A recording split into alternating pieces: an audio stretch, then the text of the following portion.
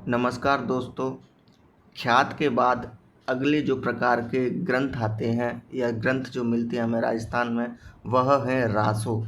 तो रासो के बारे में जानकारी इस वीडियो के माध्यम से प्राप्त करने की कोशिश करेंगे। रासो कहते किसे हैं? तो राजा की प्रशंसा में जो ग्रंथ रचित किए जाते थे उन्हें रासो कहते थे। राजा की प्रशंसा में जिन ग्रंथों की रचना की गई वह रासो कहलाती है। इन ग्रंथों में राजाओं के निजी जीवन की भी जानकारियाँ प्राप्त होती हैं। यानी रासों में हमें निजी जीवन की जानकारियाँ, जो राजा का व्यक्तिगत जीवन होता था उसकी भी जानकारियाँ हमको मिलती हैं। तो राजस्थान में जो सबसे पहली और प्रसिद्ध हमें रासो मिलती है वह है पृथ्वीराज रासो। तो पृथ्वीराज रासो के जो लेखक थे वह चंद्रवरदाई थे। चंद्रवरदाई के बारे में हमें कुछ जानकारियाँ याद रखनी है। चंद्रवरदाई का बचपन का नाम था वलिंद। क्या क्या नाम था इनका? वलिंद। इनका बचपन का नाम जो था वो वलिंद था, ठीक है। लेकिन इनका जो मूल नाम था वह पृथ्वी भट्ट था। ये दोनों ही याद रखने हैं। चंद्रवरदाई का बचपन का नाम वलिंद, जबकि मूल नाम पृथ्वी भट्ट था। पृथ्वीराज रासो पिंगल साहित्य है, यानी पिंगल शैली में लिखा गया है। पिंगल शैली का मतलब है ये कैसा है? प्रेम रस में डूबा हुआ है। प्रेम रस इसमें प्रदान होता है, इसीलिए इसको पिंगल साहित्य कहा गया है। जिसमें कुल 1,00,000 छंद हैं। पृथ्वीराज रासो में कितने छंद हैं? 1,00,000 छंद बताए गए हैं। 1,00,000 छंद हैं इसमें। पृथ्वीराज रासो में 69 का मतलब 69, तो क्या है, 69 सर्ग हैं। लेकिन हमारी एनसीईआरटी की जो बुक है उसमें 84 जो बताए गए हैं, सर्ग बताए गए हैं। हमें याद दोनों ही रखने हैं। अगर दोनों ऑप्शन में आएंगे तो 69 सही लगाना है, क्योंकि यही सही गणना है। बाकी का एनसीईआरटी में हमको 84 सर्ग बताए गए हैं। ग्रंथ के प्रारंभिक 8 खंड, क्योंकि यह जो पृथ्वीराज रासो था यह 3 लोगों ने पूरा किया था, जिसमें से पहले 8 जो खंड हैं वह चंद्रवरदाई के द्वारा लिखे गए हैं। बीच के जो 6 खंड हैं वह राजाबाई चंद्रवरदाई की बेटी थी, उनके द्वारा लिखा गया है। तथा अंतिम 4 खंड जल्हण के द्वारा अंतिम 4 खंड लिखे गए हैं, जिसके बाद इस पृथ्वीराज रासो को पूरा किया गया था। पृथ्वीराज रासो का उद्धारक कहलाया था। उदाहरण नहीं, उद्धारक, यह गलत है यहाँ, उद्धारक। पृथ्वीराज रासो का जो उद्धारक माना जाता है वह कर्नल टॉड को माना जाता है। 12वीं सदी में चंद्रवरदाई के द्वारा इसको पृथ्वीराज रासो को लिखकर रख दिया। इतिहासकार इस चीज़ को भूल गए, लेकिन कर्नल टॉड जब आए तो उनकी निगाह या उनकी जानकारी में यह ग्रंथ आया, तब उन्होंने इसको क्या नाम है, पुनः प्रकाशित किया। एक तरीके से ये मान के चलो लोगों के आगे रखा और बताया कि यह भी इतिहास का एक महत्वपूर्ण स्रोत है। यही कारण है कि कर्नल टॉड को पृथ्वीराज रासो का उद्धारक माना जाता है। अगला है, वर्तमान में पृथ्वीराज रासो कहाँ पर है? तो उदयपुर का जो संग्रहालय है वहाँ पर संरक्षित रखा हुआ है। पृथ्वीराज रासो में राजपूतों की उत्पत्ति अग्निकुंड से मानी गई है। अग्निकुंड के बारे में बताया गया है कि वशिष्ठ ऋषि द्वारा सिरोही के आबू पर्वत पर एक क्या किया गया था? यज्ञ किया गया था। यहाँ से 4 प्रकार के क्या राजपूत पैदा हुए थे। वह राजपूत का जो अग्निकुंड का सिद्धांत है वह हमें इसकी जानकारी पृथ्वीराज रासो से मिलती है। पृथ्वीराज रासो के अनुसार पृथ्वीराज तृतीय ने गजनी अफगानिस्तान में कौन सा शब्दभेदी बाण चलाया था? यह जानकारी हमें केवल कहाँ से मिलती है?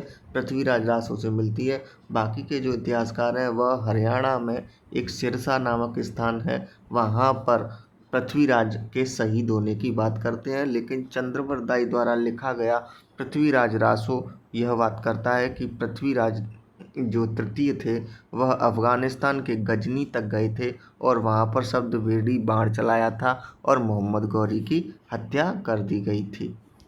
अगला जो महत्वपूर्ण रासो है वह है छत्रपति रासो। छत्रपति रासो के जो रचनाकार हैं वह है काशी छंगाणी। ग और जेड़ा है, याद रखना। इसमें टाइपिंग में ये वाला ड़ा नहीं आ रहा है, इसलिए ये वाला ड़ा है।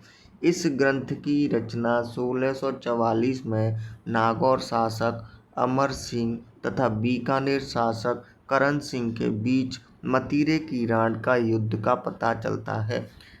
कहने का मतलब ये है कि 1664 में नागौर शासक अमर सिंह तथा बीकानेर शासक कर्ण सिंह, कौन से हैं, कर्ण सिंह के बीच में जो मतीरे की राण, मतीरे को लेकर जो युद्ध हुआ था, उसकी जानकारी हमें जो मिलती है वह कौन सी ग्रंथ से मिलती है, तो वो हमें मिलती है क्या नाम है, छत्रपति रासो से।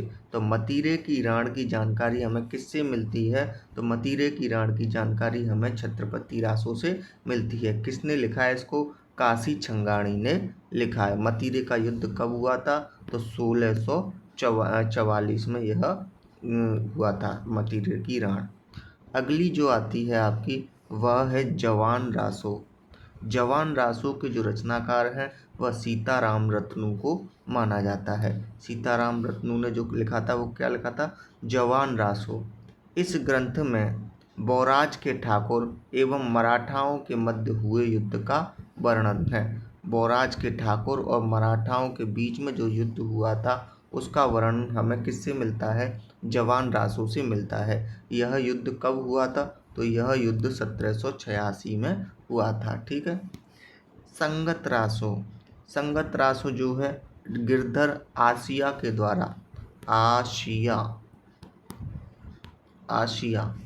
संगत रासो गिरधर आसिया के द्वारा लिखा गया था। इसमें हल्दी घाटी युद्ध के समय महाराणा प्रताप व उनके भाई शक्ति सिंह की मुलाकात बलीचा गांव में हुई, इसकी जानकारी मिलती है। हल्दी घाटी युद्ध के समय महाराणा प्रताप के जो बड़े भाई थे शक्ति सिंह, शुरू में उनके साथ नहीं थे, लेकिन युद्ध के अंत के समय में शक्ति सिंह महाराणा प्रताप के साथ आते हैं और इसी युद्ध के दौरान वह बालीचा नामक गांव में महाराणा प्रताप से क्या करते हैं, मुलाकात करते हैं। इसकी जानकारी हमें संगत रासो से मिलती है।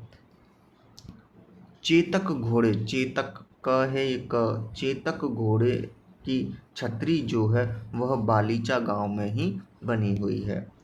एक आता है तुम्हारा कयाम रासो, कयाम खां रासो। तो कयाम खां रासो के जो लेखक हैं वह है नियामत खां, जिन्हें कवि जान भी कहा जाता है। किस रासो लेखक को कविजान के नाम से जाना जाता है, तो नियामत खां को जाना जाता है। इस ग्रंथ के अनुसार गोगा जी के वंशज कर्म सिंह, क्या नाम था उनका, कर्म, यह तो कर्म ही है, ध्यान रखना। गोगा जी के जो वंशज थे कर्म सिंह, उनका धर्मांतरण फिरोज शाह तुगलक के शासनकाल में हुआ था, जब उनका नाम बदलकर कयाम सिंह कर दिया था।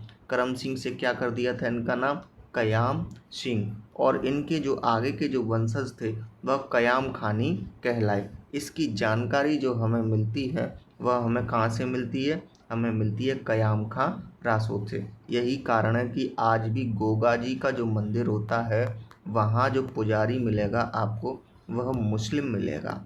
कौन मिलेगा, मुस्लिम। तो यह जानकारी हमें कहाँ से मिलती है, कयाम खां रासो से मिलती है। कयाम खां रासो में फिरोज शाह तुगलक के समय गोगा जी के वंशज करम सिंह का नाम बदलकर क्या कर दिया था, कयाम खां कर दिया था, जिस कारण इस वंश के जो आगे के वंशज हुए थे वह क्या कहलाए, कयाम खानी वंशज कहलाए। आज के एपिसोड में बस इतना ही। अगली अन्य जानकारी लेकर अगली वीडियो में उपस्थित होंगे। तब तक के लिए धन्यवाद। Good night.